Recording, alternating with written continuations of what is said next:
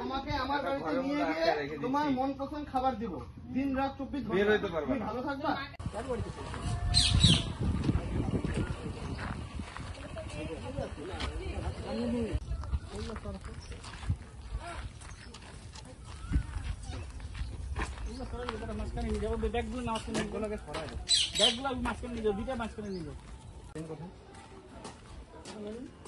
আপনি গার্জেন, আপনার বাড়িতে টিয়া পাখি রাখা আছে। টিয়া পাখি আইনের তো বাড়িতে বলুন কোথা থেকে কিনেছেন, কার থেকে? আপনার কথা কাউকে বলা হবে না, আপনি বলুন না। আরে এটা ছোটবেলায় এইরকম টিয়া আপনি কিনেছেন কার কাছ থেকে, ওটা বলুন। কার থেকে কিনেছেন একটু? দাদা এখনই বললো কিনেছেন। কতদিন ধরে আছে এটা আপনার বাড়িতে? এক বছর। খাঁচাটা দেওয়া যাবে না, আপনি ফরেস্ট ডিপার্টমেন্ট থেকে খাঁচাটা কালেক্ট করে নেবেন যদি দরকার পড়ে। আরেকটা খাঁচা আছে, এটা দিয়ে দেবো। এটা দিয়ে নিয়ে যেতে হবে যেটাতে আছে।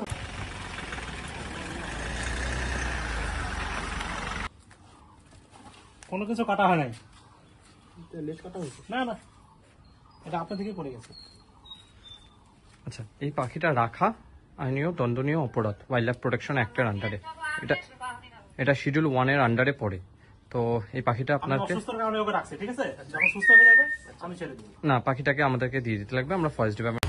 আজকে আমরা সকালে খবর পাই পাঙ্গা সাহেব বাড়ির দিকে অনেকগুলো বাড়িতে পাখি আছে, এবং সেখানে পৌঁছানোর পর আমরা দেখতে পাই শুধু সেই স্পটটা না, সাথে দাসপাড়া, চৌরঙ্গি, তারপর হলো ঝাবাড়ি মোড়, বিভিন্ন জায়গায় আমরা দেখতে পাই যে অনেকগুলো বাড়িতে টিয়া পাখি রাখা আছে।